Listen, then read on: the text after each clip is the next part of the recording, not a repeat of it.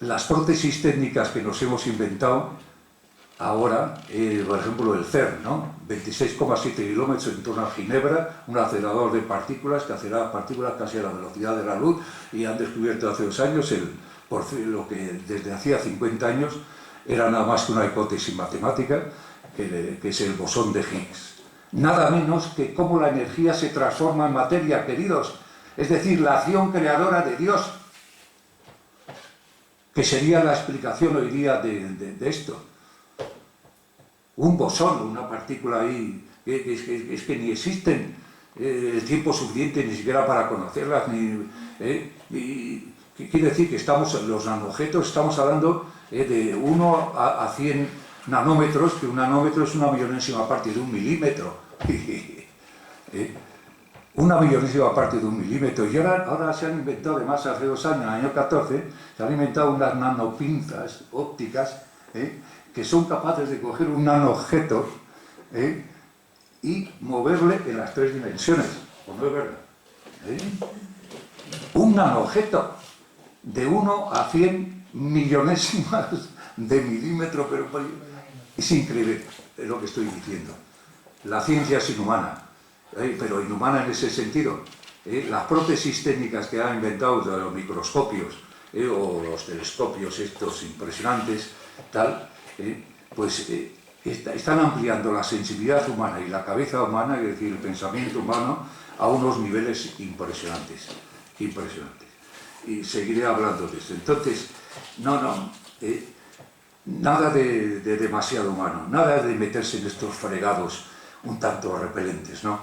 De este ser humano tan precario, tan pobrecito, ¿no? Sí, da pena, eso es verdad, es entrañable, pero que necesita consuelos, que él mismo lo sabe, si piensa un poco, para soportar la vida y para dar un sentido a la vida. Pero no te das cuenta que lo que no tiene sentido es plantearte el sentido de la vida o preguntarte por el sentido de la vida, querido, que es una pregunta sin respuesta.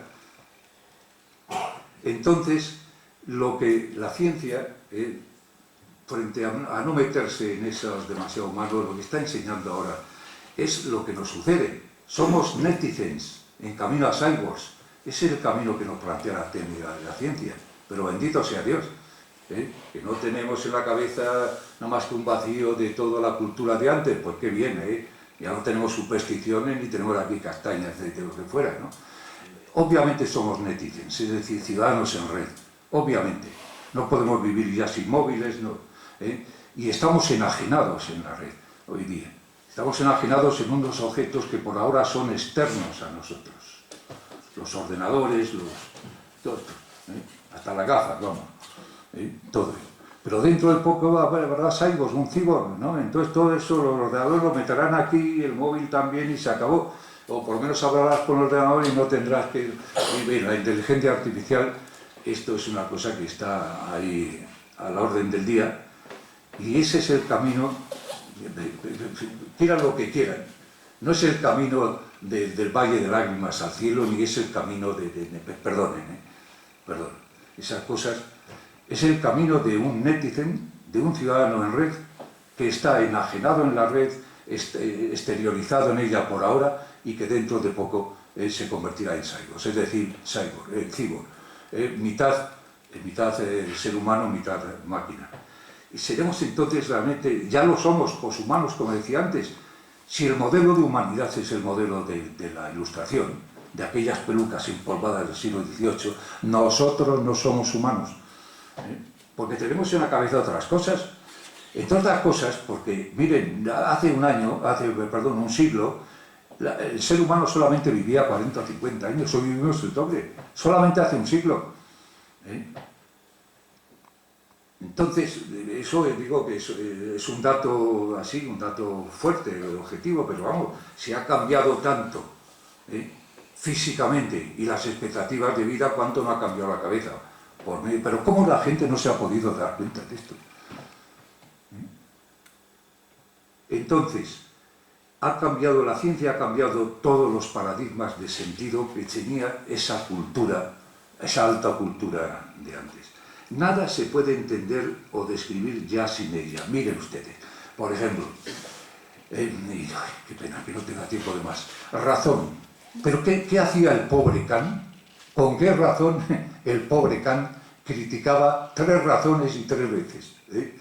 Criticó con la razón pura, la razón práctica y la razón estética, el juicio. ¿Pero qué era la razón?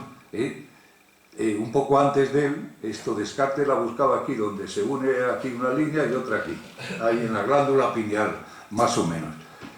Eran genios totales, yo me río porque desde la postura de hoy, pero con todo el respeto del mundo, por Dios, sobre todo Kant, que era un científico, que puso las bases de la ciencia a fines del siglo XVIII, efectivamente, ¿no?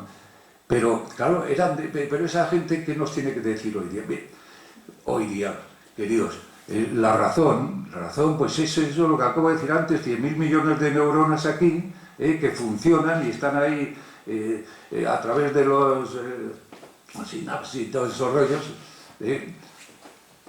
dendritas y axones y todas esas cosas que saben ustedes los científicos, están ahí, cada una con 10.000 posibilidades de conexión con las otras, 10.000 por 100.000 millones, 1.000 billones. Ahí. No es extraño que la razón cree monstruos. Y claro, cuando se dice que, bueno, Einstein y algún monstruo de estos solamente utilizaba el 25% de la capacidad cerebral. Así que si fuéramos capaces, qué maravilla. Miren, ahí está la cultura, hoy día. Así nos entendemos. ¿Cuántas rutinas cerebrales tienes tú ya acostumbradas? ¿Cuántos bucles? ¿Cuántos engramas? A través, y déjate en paz de pozo y déjate en paz de precipitado de aquello que conocías y has olvidado. ¿Cuántos engramas neuronales has conseguido con tus estudios, con tus lecturas y con todo eso? Si fuera capaz de medir todo eso, entonces ahí tendríamos la cultura a nivel por lo menos subjetivo. ¿Cómo de culto es alguien?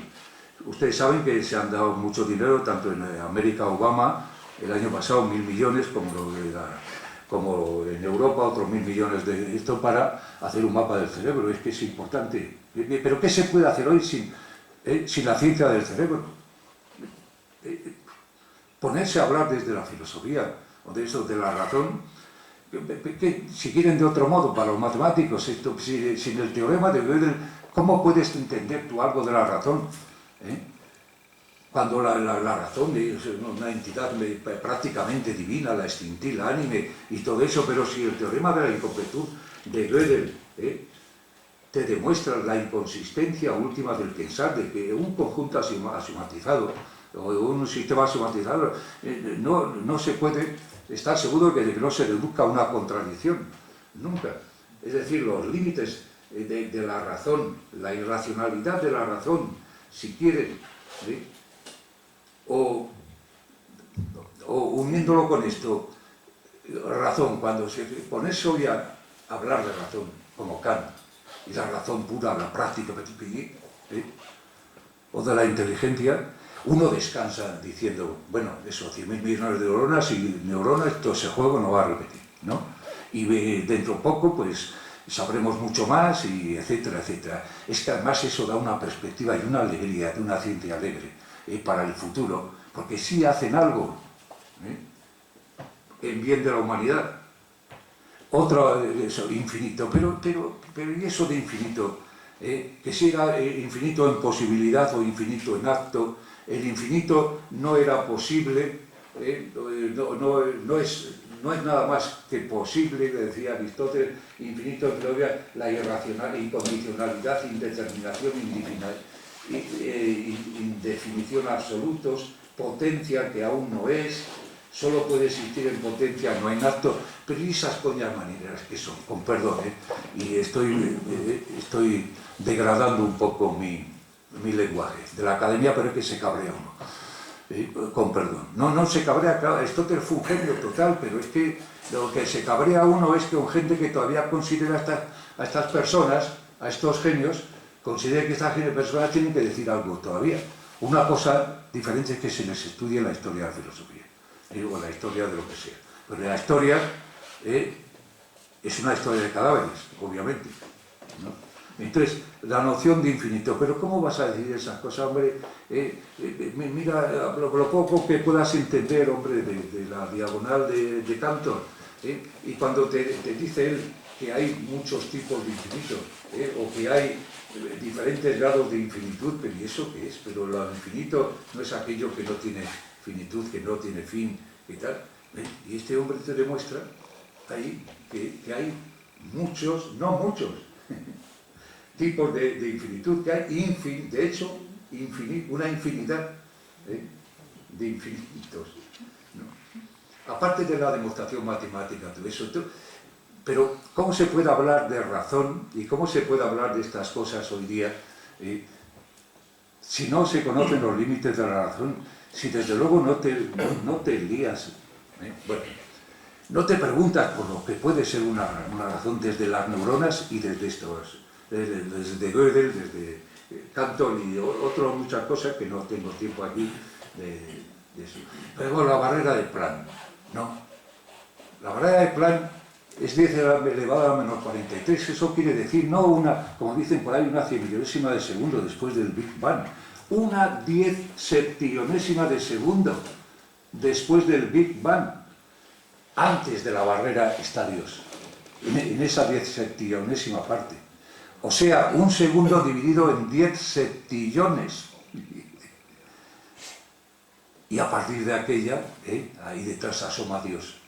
Pero ya para aquí delante, ahí en ese momento se creó la materia, se creó el espacio, se creó el tiempo, se creó tú, a mí, todo, ¿no? El mundo, el universo, y los ecos de aquella explosión terrible todavía se escuchan, los descubrieron el año pasado, los que había predicho esto, el de me ha recordado MC al cuadrado, bueno, esto, bueno, es el de los pelos, ahí está.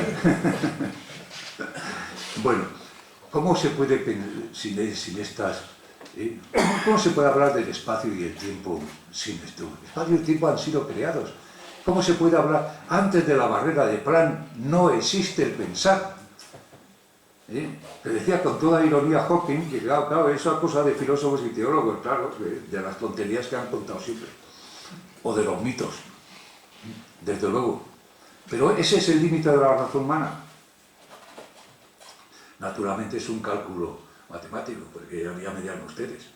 Es que no hay todavía una prótesis técnica tan monstruosa que sea capaz de algún modo captar una 10 septillonésima parte de un segundo, por Dios.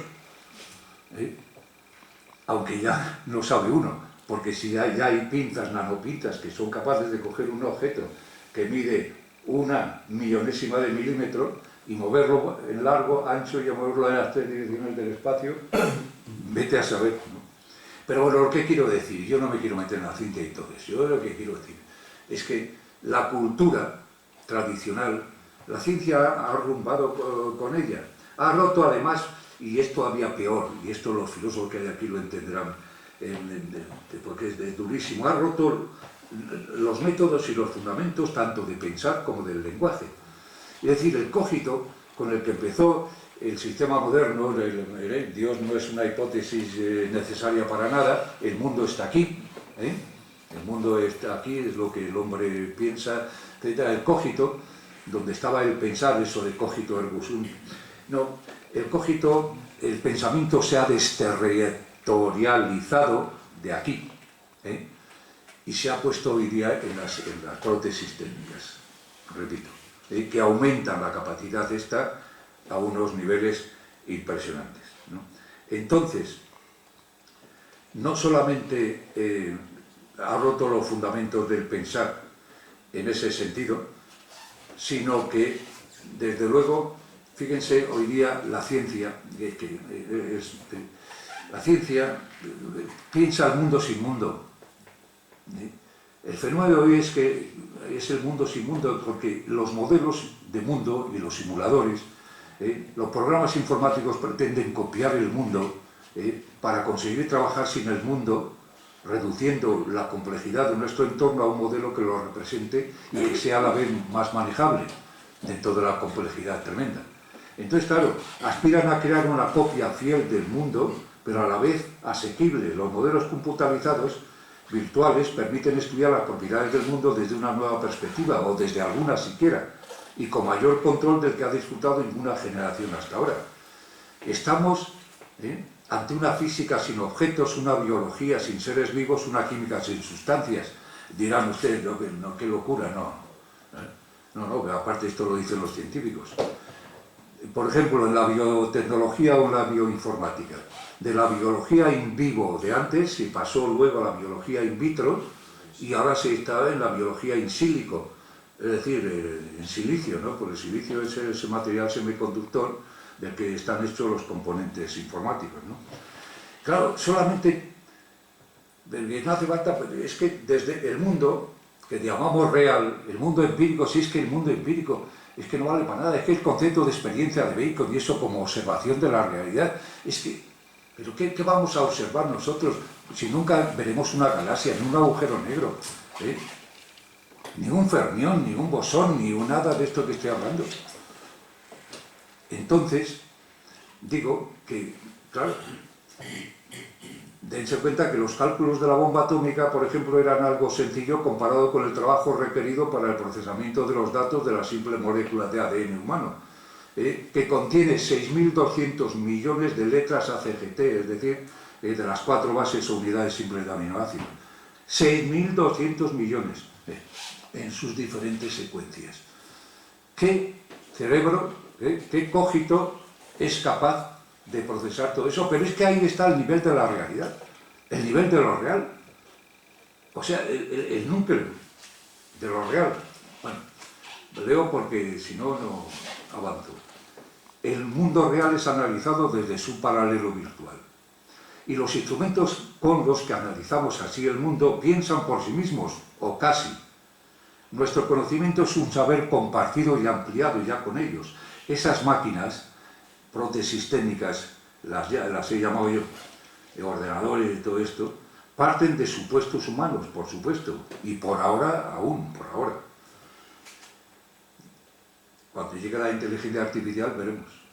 Acordaos, por cierto, de Stanislas Lem en Golem 14, cuando el ordenador se hace el dueño del mundo, ya no hace caso a nadie, y entonces la gente se queda, vamos, tiene mucho miedo y dice el ordenador, si queréis algo, yo solamente quiero hablar con Wittgenstein.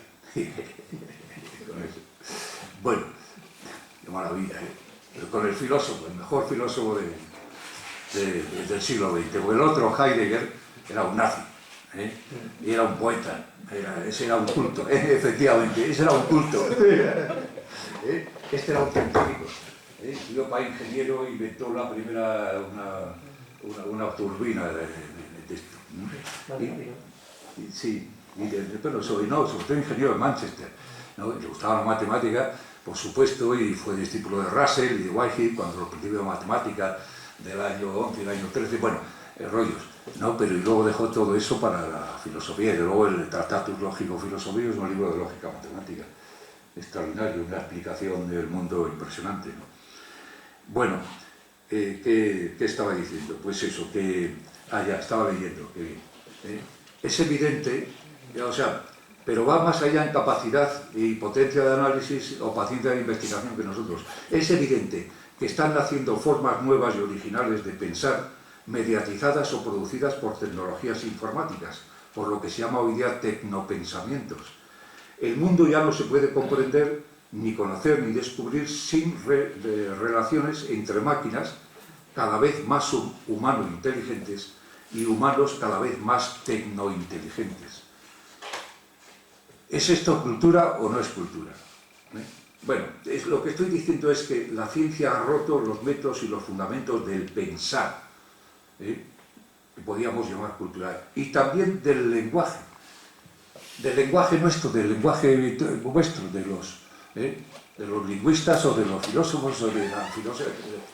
El lenguaje se fundamentaba siempre en la categoría de objeto, identificar objetos con palabras, pero oiga, lo que estaba diciendo antes, pero ¿qué objetos puede ser hoy un nanoobjeto que es absolutamente imperceptible desde el punto de vista humano o incomprensible?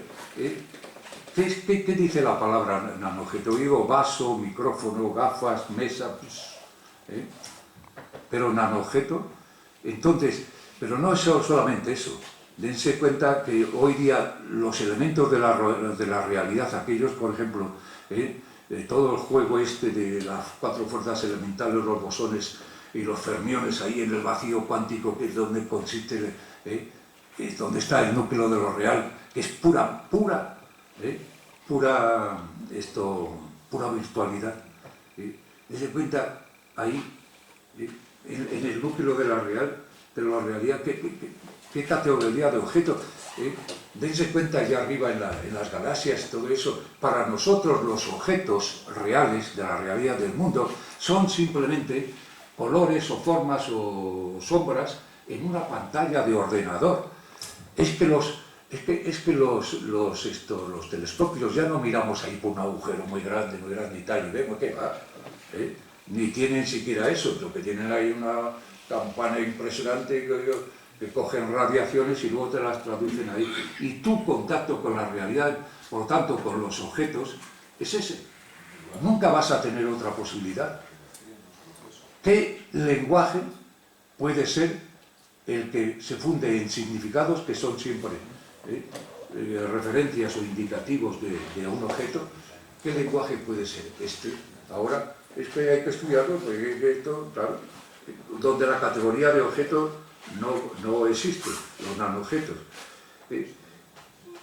Lo real, donde la realidad no habrá otro contacto nunca con ella que esto, donde la realidad se va ampliando continuamente por la ciencia, porque hasta ahora no sabíamos nada del Big Bang, ni sabíamos, bueno, hasta ahora no, hasta hace tiempo, pero no sabíamos nada de la galaxia, ni los agujeros negros, ni ahora han descubierto 7 planetas, etcétera. Cada día están descubriendo, tanto en la relatividad como en la cuántica, como en la mínima están descubriendo cosas, pero que son los orígenes de la real, el genoma, por ejemplo, son no los orígenes en sí, bueno, los orígenes, la esencia de la realidad, se amplía la realidad, se construye la realidad desde el punto de vista virtual. Bueno, nos han estropeado a la gente culta, lo que se llamaba cultura antes, nos han estropeado la ciencia.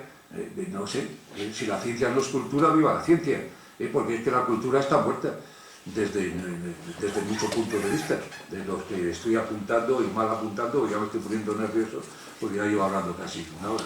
¿Cómo no va a ser científica hoy la imagen del mundo en que se plasma la cultura? Hoy la imagen del mundo no es sino científica, porque es que no queda otra. Miren, no es religiosa, no es religiosa, no es religiosa pues porque no lo es. Las iglesias están vacías, en fin, la religión era otro relato autolegitimador, los domingos las iglesias están vacías, los centros comerciales están llenos, etcétera. Pero bueno, pero sobre todo por esta conciencia moderna de hoy día, de que lo que decía Epicuro, lo que decía Epicuro más o menos, de esto, miren, oiga, es que hoy día aplicamos la razón, y si nos ha creado Dios, pues nos habrá creado con esta razón, que implica lo que le voy a decir yo por sentido común. Como es imposible que todas las religiones sean verdaderas, lo más lógico es pensar que todas están equivocadas. Pero esto es de cajón, vamos. Hombre, hay 3 dioses por lo menos únicos y verdaderos, y han estado continuamente en batalla, y el nombre de Dios se ha matado más que el nombre de cualquier cosa. Los judíos, los cristianos y los maometanos. En fin, es un relato autolegitimador. Miren ustedes, San Agustín, muchos le llaman el terrorista más grande que ha habido en Occidente. ¿Por qué? Porque se inventó la teoría de la gracia, de la predestinación. Dios sabe si vas a ir al infierno, Antonio, o al cielo. Tú no lo crees, ni yo, ahora. Pero imagínate la cantidad de millones de gente que durante siglos ha estado atormentada, con un miedo horroroso, porque es que se estaban jugando la eternidad. Dios sabe ya si yo voy a ir al infierno o voy a ir al cielo. En fin, estos relatos, miren, son los sistemas de un mundo de antaño. La filosofía exactamente igual. En la religión y la filosofía consistía sobre todo en la alta cultura, bueno, y en el arte, ¿no? Entonces, lo que decíamos antes de Marx, por Dios, ¿eh? Entonces, es verdad que en lo que se llama las humanidades, aparte de la religión y la filosofía, hay lo que en alemán llaman las ciencias del espíritu, que las consideran tan ciencias como las ciencias de la naturaleza, las vuestras, ¿no? Y es verdad que, por ejemplo, la lingüística o la gramática pues tiene un objeto concreto de análisis y un método concreto de análisis como el de las matemáticas y como el de tal, ¿no? Y que eso pues se podría, o es verdad que la historia tiene un objeto concreto de análisis y un método, que no puede ser científico estrictamente, pero lo que sea, ¿no? Y la historia del arte, eso se podría meter dentro del bagaje de cultura, aunque no se puede meter dentro del bagaje de cultura, hoy día son aquellos relatos autolegitimadores, de los cuales vengo insistiendo tanto. Bueno, de hecho la imagen del mundo hoy día no es religiosa ni es filosófica, está claro. El último intelectual moderno que creía que tenía algo que decir y al que le hizo la gente caso fue Sartre, subido a un bidón en el barrio latino en el mayo del 69 francés. Hoy día no tenemos vergüenza para pensar que tenemos algo que contar a la gente y además tenemos demasiada sensación de ridículo porque sabemos que en tal caso la gente no nos haría caso para nada. Si la posmodernidad se define por algo es porque no se quiere definir. Por eso la posmodernidad, el trasero de la modernidad, no quiere decir qué es, porque volvería a encontrar otro sistema de mundo. La imagen del mundo hoy día no es política, como momentos revolucionarios o dogmáticos. Hoy día las ideologías están muertas, las revoluciones no son posibles ni en concepto.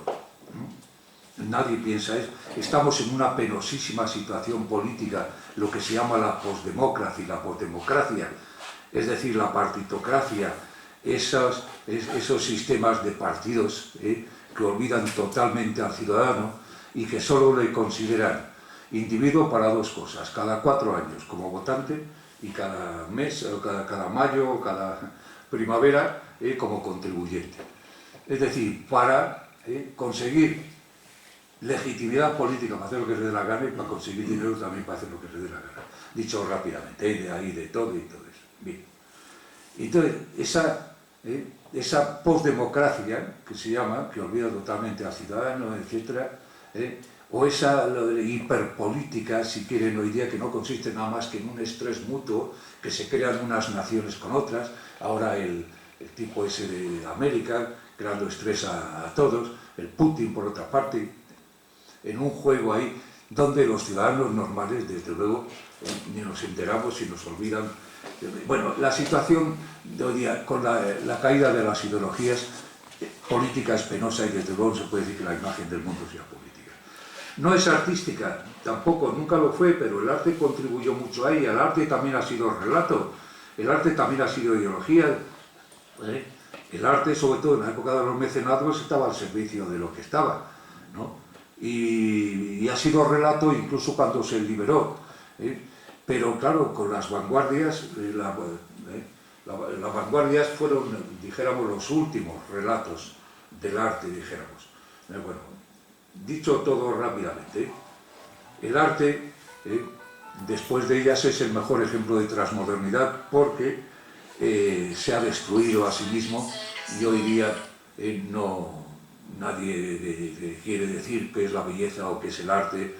Es decir, cosa que no ha hecho la religión ni ha hecho la filosofía para reconstruirse luego de sus cenizas. Aparte, el diseño y la tecnología, ya que hablamos de eso, se ha hecho esencial dentro del arte. Aquí el MEIA, que es puntero en España, en Europa y en parte del mundo, si no en todo el mundo, justamente en esta combinación de la tecnología y el arte, se han hecho esenciales, son el esqueleto en que ha quedado el arte tras su valiente y modélica aventura autodestructivo regeneradora. E incluso el mercado del arte hoy día es una broma irónica que hace un poco de gracia. Ya que tú eres capitalista y que quieres adornar tu habitación, pues paga lo que sea, pero es tremendo pensar cómo Van Gogh murió loco y murió pobre, borracho, un desgraciado total, y se pagan ahora casi 200 millones por sus cuadros. ¿No? Bien, no es artística, lo siento, ¿no? Porque el arte ha perdido, o perdió durante su época, mucho de lo que tiene de grandeza el arte, que es la ficción y la libertad. Y entró también mucho dentro de los relatos, pero bueno, en lo que siga manteniendo la ficción y la libertad, pues podríamos meterlo dentro de la cultura. De todos modos, hoy la gente, por la situación que vive, busca menos escapismo en la literatura, en el arte, que antes, ¿no? Y buscan más, de algún modo, el género de ensayo que el género literario, para que se expliquen un poco lo que sucede, ¿no? Pero bueno, no deja de ser catarsis el arte, y mientras no se quiera, no quiera decir que esto es verdad y lo impongo como verdad, como ha querido la religión y como ha querido la filosofía, el arte nunca lo ha querido, en principio, mientras no quiera imponerse como tal, fundamentalistamente. Bien, de la cultura humanista poco se puede salvar. Hoy todo es poshistoria, posfilosofía, por lo que quieran, y fundamentalmente es simplemente eso, para olvidar el relato que se ha hecho antes de la historia. Por ejemplo, que había un motor que movía la historia, que era la oposición de clases. En eso no cree nadie hoy día. Que había un fin de la historia, que era una sociedad sin clases, ¿no? Que el tiempo histórico era un tiempo lineal de entre un alfa y un omega, donde los acontecimientos estaban concatenados como causa y efecto, dirigidos por la voluntad de Dios o por la razón universal que iba a llevar en un progreso indefinido a la historia. Todo es precisamente por estas cosas que estoy diciendo dentro de las humanidades. Sin relatos, hoy día, la humanidad solamente queda crítica y destrucción de lo que ha habido. Del arte, acabo de decir, se puede guardar más, lo que le quede de forma de ficción confesa y de libertad contra esos relatos que había fundamentalistas. Pero miren, como conocimiento, como imagen del mundo, como sentido de este ser humano aquí en la Tierra, no un sentido ultraterreno ni nada de eso, un sentido para entender un poco eso, lo que nos queda nada más que la ciencia como conocimiento del mundo y conocimiento de los límites del mundo. Le digo que el mejor modo de plantear hoy día el mito de la creación sería desde el bosón de Higgs, como acabo de decir antes, cómo la energía se transforma en materia. Que el mejor modo, dijéramos, de explicar a Dios hoy día, incluso, y con todo el respeto del mundo, no sería esas cosas de la filosofía de antes, que es un ser que es tan ser que no puede no ser. Pero bueno, hombre, es un ser cuya esencia infinita exige e implica su existencia. Tenemos en la cabeza la idea de ser más perfecto que el cual nada se puede pensar, y la idea del ser más perfecto que el cual nada se puede pensar implica su existencia. Por lo tanto, el ser más perfecto que el cual nada se puede pensar existe. San Anselmo. Y le dice Fenelón, pues yo tengo en la cabeza también la idea de la isla más perfecta, de la cual no se puede pensar, que es la isla de Jauja. Y por tu habrá habido, por lo tanto, la isla de Jauja existe. Ya se lo dijo en aquel momento, ¿no? Pero otra cosa, ¿no? ¿Cuál es la mejor definición hoy día para entender incluso los creyentes a Dios? Pues miren, sobre todo, si fuera posible, la fórmula del campo unificado. Porque es el modo como se comporta todo. Y eso sería Dios, ¿no? La mejor forma de entender a Dios, pues sería, pues eso, dijéramos, la explicación de lo anterior a la barrera de Fran. ¿De dónde vino la bolita aquella? Desde esa perspectiva, vamos. Y cómo su acción creadora fue a través, realmente, a través del Big Bang, ¿no? al bosón de Higgs se le ha llamado el bosón de Dios, ¿no? Y bueno, desde estos planteamientos científicos, que no tengo ya más tiempo de explicar aquí, desde luego se entendería, sería un Dios ayornado actualmente, y la gente lo entendería, o se enamora la gente de eso. Bien, por lo tanto, al final nos quedamos desde luego que la única cultura prácticamente que hay es arte, es humanidades, desde luego, mientras no cuenten relatos que ya no nos los creemos, ¿eh? Y mientras no se autolegitimen ideológicamente contando visiones del mundo estratosféricas, ¿no? Entonces, pero sobre todo, la cultura hoy día, desde luego, es la ciencia, por las cosas que he dicho atropelladamente o como quieran.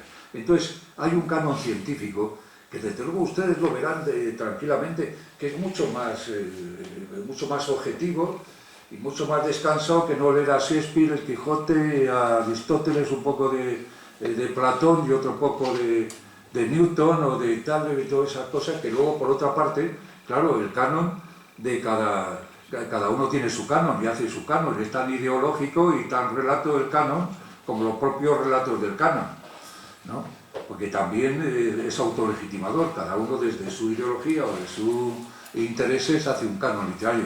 Pero, bien, leer esas cosas maravillosas, pero maravillosas solamente desde el punto de vista, eso que decía, de obras maestras de la imaginación con eficacia literaria y verdad persuasiva. De otro modo, pues, perdonen, pero son cuentos del mundo que hoy día...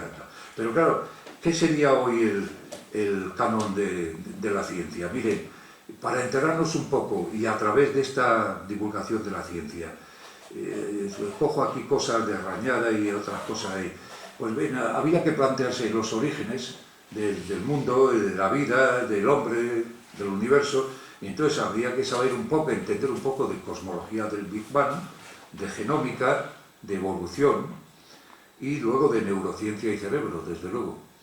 Pero que es fácil, que no es difícil, que saber, que decir que hay 100.000 millones de neuronas, que bueno, no voy a repetir el rollo, no te lo puedes imaginar, pero dentro de poco nos harán un mapa de eso, hombre. No sabrás, uno de letras no sabrá cómo funciona todo eso exactamente, pero es que eso es apabullante. Orígenes del universo, de la vida del hombre. Estos, si dicen algo, no son relatos autolegitimadores, no causan muertos como esas ideologías marxistas y todos esos rollos, o otras. Y perdonen que las llame así, digo estas y las FARC. Bueno, habría que también, el canon científico, algo del núcleo de la materia, o de la realidad de la materia y de la vida, de los seres vivos. Por lo tanto, habría que entender o saber algo de cuántica, de cómo en el vacío cuántico funcionan eso, ¿no? Los bosones que son partículas prácticamente inexistentes porque existen tan poco tiempo que no se pueden detectar sus propiedades y no tienen masa, bueno, relativamente, pero son pura energía, y cómo enchufan energía a los fermiones, es decir, a los leptones y a los quarks, enchufándoles, o sea, transmitiendo las 4 fuerzas fundamentales, y todo eso en el vacío cuántico, que es un vacío pero que no es la nada. Precisamente la única realidad que tiene es justamente esta virtualidad de lo que se llama los bosones de Gauge, que son partículas virtuales. Eso es maravilloso, ¿me entienden? Uno de letras no lo puede entender, pero por lo menos, ya si hablábamos antes de obra maestra de la imaginación, miren ustedes ahí, hombre, por Dios, para eso sí que hace falta imaginación. Quizá un filósofo y eso, pues tal, lo exagere tal. Bueno, habría que saber cómo funciona el vacío cuántico en física. Habría que saber cómo funciona la biología celular, cómo funciona, desde luego, si se quiere saber el origen de la materia. Y luego, con respecto a la tecnología, que es esencial, tanto desprecio a la tecnología que han tenido algunos filósofos, el pobre Heidegger, ese que te decíamos antes, ¿no? Pero la inteligencia artificial está aquí. Tenemos lo que decía antes, tenemos que ver esa simbiosis que va a haber entre... Y desde luego la nanotecnología es algo apabullante. Bien, Esto sería un poco de lo que podía ser un canon científico, y desde luego todo esto de lo que insinuaba el teorema de incompletud de lo infinito de infinito de Cantor, la barrera de Planck, el bosón de Higgs, el campo unificado, el vacío cuántico, las geometrías no euclídeas, la fórmula de Einstein, que me recordó ahí, pero bueno, hace falta... ¿Qué poeta o quién tiene más imaginación? Meter no todo el universo, porque es no solamente la gran distancia, la relatividad, pero como eso, la energía es igual a la masa por el cuadrado de la velocidad de la luz. Pero hombre, es que es alucinante, es que eso dice algo, por mucho que uno de letras no lo entienda. Bueno, en fin, la cultura, arte y ciencias, como decía aquí, como Kant, nos cultivamos por medio del arte y la ciencia. Y claro, y el pobre hombre no dijo que por lo que él escribía, ¿no? Por la filosofía. Pero bueno, él hacía ciencia, puso los fundamentos de la ciencia haciendo estudios. Arte, ficción y ciencias, sin relatos, ciencias sean bien de la naturaleza o sean bien del espíritu. Se pierde lo consolador, lo sublimador, que era esencial a la alta cultura de antes. Oigan, pues miren, no se pierde nada. Eso era algo que no existía. Y dice, no hemos perdido ningún paraíso, es que no existió ninguno. Eran todos relatos, eran puros cuentos. Lo dejo ya, pues si no, venga, muchas gracias.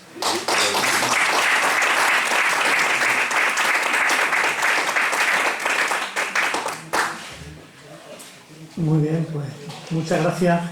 No sé cómo me ha dejado el cuerpo, no sé si tendría que haber hecho la pregunta como la hemos hecho, o si lo que había que preguntar era si el humanismo es cultura, o si... No lo sé, estoy un poco inquieto. Supongo que un par de vasos de vino cuando salgamos de aquí me ayudará a dormir mejor esta noche. Abrimos un turno de preguntas, abrimos un coloquio. El humanismo es cuento. El humanismo es que somos poshumanos, pero si eso lo sabéis vosotros mejor que nosotros. Todos los ideales humanistas se han cargado. Dime. A ver. Pues a mí sí, lo que me ha llamado la atención es lo que dijiste al principio, eso de que la cultura no sé qué, que no es nada y eso que la verdad es que... Ha sido alumno mío, Ahí. No, que la cultura no es nada porque es todo, porque es un cajón desastre, nada más. Pues a mí la cultura, tal como la aprendí, gracias en parte a una antigua profesora mía de la facultad, pues es el conjunto de ideas, técnicas, creencias, costumbres, tradiciones, que conforman la identidad de una identidad individual como colectiva. Muy bien, eso lo he dicho, pero muy bien. Eso es una de las la verdad es que me ha quedado... acepciones de cultura. Me ha quedado todo esto bastante descolocado. Pero es lo que te he dicho, que es cuestión de nombres y de uso de palabras. Es eso y otras muchas cosas, y al final... Tú cógete el Dr. Google, y pon ahí cultura, ¿verdad? Siempre. Sí, ya sé que andaba siempre con el ordenador. Verás cuántos millones de entradas encuentras tú de lo que es cultura. ¿Lo sabes? Sí, yo uso mucho internet. No sé. Blas tiene una pregunta. Sí, miraba muy escéptico a ver qué me va a decir. No, nada. No, yo, en primer lugar, agradecerte que estimulante charla. Tan estimulante que yo empecé a apuntar alguna cosa y he dejado de apuntar, porque ya me pasa lo mismo que a ti, o sea, ya son muchas cosas las que quería decir. Entonces, o decir, preguntar, Sí. pero bueno, voy a centrarme en tres cositas. Una es, al final, cuando he integrado, yo soy de la parte científico, cuando he integrado todo lo que has dicho, estoy en casi todo de acuerdo contigo, ¿vale? Pero hay alguna cosa, como la imagen del mundo siempre ha sido una parte mítica y otra parte científica. Por lo menos de los orígenes de nuestra cultura occidental. Los presocráticos eran científicos, pero era mito lo que había. Luego se ha ido desarrollando y se ha ido separando esas cosas. La imagen que tenía Ptolomeo del mundo era científica, ¿vale? Pero eso caducó. Después vino Copérnico y también caducó. Después vino Newton y también caducó. Y después vino Einstein y probablemente en algún momento caducará también. Entonces, sin embargo, y soy de la parte científico-técnica, sin embargo, Shakespeare no ha caducado todavía. O sea, quiero decir que eso es otra cosa diferente, no es que sea más válido uno que otro, pero la ciencia, que para mí sí es cultura, tiene un problema, que es que caduca. Hay un momento en que caduca. Y estoy de acuerdo en que se hace falta tanta imaginación para poner esa ecuación como para escribir una obra de Shakespeare, o más. Eso es lo primero, es decir, que eso es una parte de la ciencia, el hecho de que antes nos contaran relatos, los filósofos, también nos contaban relatos los científicos, que han caducado. A nadie se le ocurre ir a la cosmología de Ptolomeo, ni a la de Copérnico, porque también eran relatos, era su forma de ver el mundo. La otra cuestión era sobre la especialización. Bueno, también hay especialización en las ramas de las humanidades. Eso hay en todos casos. No es un atributo algo específico de la ciencia. También en las humanidades, o las letras, o en el arte, hay especializaciones. Pero voy más a la inaccesibilidad. La inaccesibilidad para mí sí que es un mito de la ciencia. O se podía tener también en la otra parte de la cultura, en las humanidades, en la filosofía, en la literatura o en el arte. Y yo creo que de esto, por supuesto, sabes mucho más que yo, eres especialista en la parte de la cultura alemana o cultura alemana del principio del siglo, en Wittgenstein, pero con Wittgenstein más o menos contemporáneos fueron Gödel, Turing, Musil y un poquito más tarde Porcelán. Yo creo que la poesía de Porcelán es tan complicada como cualquier fórmula matemática para no especialistas o para no iniciados, sea como se inicie. Entonces, la especialización de la inaccesibilidad de la ciencia para mí también es parte del mito. Un mínimo conocimiento del lenguaje de la ciencia se puede tener como de cualquier otro campo del saber. Cosa que creo que tú mismo has dicho al final, ¿no? Me parece. Solo que es más cómodo pues no fijarse o no hacer ese esfuerzo. Y bueno, lo voy a dejar aquí porque tengo demasiadas cosas. Y para qué tantas cosas seguidas. No, las cosas no son de un modo nunca, son de varios. O sea, por cierto, Turing fue discípulo de Wittgenstein en el Trinity College de Cambridge, pero no se entendieron. Bueno, Wittgenstein era un tío muy raro. Bueno, Turing también. El pobre Turing ya. Wittgenstein vivió siempre con la idea de que pues, se podía suicidar en cualquier momento o volverse loco, ¿no? Y el pobre Turing tuvo que hacerlo, lo primero, ¿no? Una incomprensión tremenda. Pero que fue el que bueno, grandísimo, bueno, no vamos a hablar ahora de todo, pero fue discípulo de Wittgenstein y Wittgenstein admitía solamente daba clases en su propia habitación en el Trinity College, solamente admitiría a 6 o 8 personas. Y nunca a mujeres, nada más a Miss Anscombe, porque como decía el total, la diferencia no es muy grande, ¿no? Pero era raro y aparte él lo preparaban, se ponía a pensar, decía soy idiota, bueno, y no puedo pensar en, bueno, mujer. Y bueno, que fue discípulo, y Gödel es posterior, efectivamente, bueno, posterior al primer Wittgenstein, al Wittgenstein lógico-matemático, ¿no? Y pero de Gödel ya he hablado, y se dan, bueno, no sé, que tampoco sé qué querías decir, porque tú mismo has dicho al final, en la segunda pregunta, que yo mismo lo he dicho, porque hay especialización y hay inaccesibilidad en la ciencia, es obvio, por el lenguaje que se utiliza, pero también en las humanidades. Efectivamente, en la propia filosofía lo hay, pero es que lo que yo he intentado, no lo he podido decir de verdad, que la gran cultura, lo que se llama alta cultura, no entra dentro de eso que es especialización y que es inaccesibilidad. La alta cultura sería pues el Shakespeare o el Quijote, que lo puede, hombre, más o menos entender todo el mundo, ¿no? Esa es la alta cultura. O, en fin, la ciencia vulgarizada, bueno, es que lo distintivo de la alta cultura, desde mi punto de vista, y no solamente desde el mío, es eso, la sublimación, todo eso que hablo. los relatos y tal cosa. Bueno, con respecto a la primera pregunta, pero mira, ninguna respuesta vale, en fin, aparte que hay que, pues voy a decir tantas cosas y ya veo que está levantando ahí la mano. La imagen del mundo, historia hablaba de los presocráticos, de Ptolomeo, de toda esa gente, que realmente que también pertenecía a la imagen del mundo. Pero fíjate, no, desde luego, y luego hasta, claro, pero es que desde Ptolomeo, desde los presocráticos hasta Copérnico y hasta Tycho Brahe, y hasta todo eso, ¿cuánto pasaron? 1600 años, o 1500 años, y entre tanto, ¿qué hubo? Cultura, la cultura cristiana o algo de esto, ¿no? Cuento, pero de todos modos,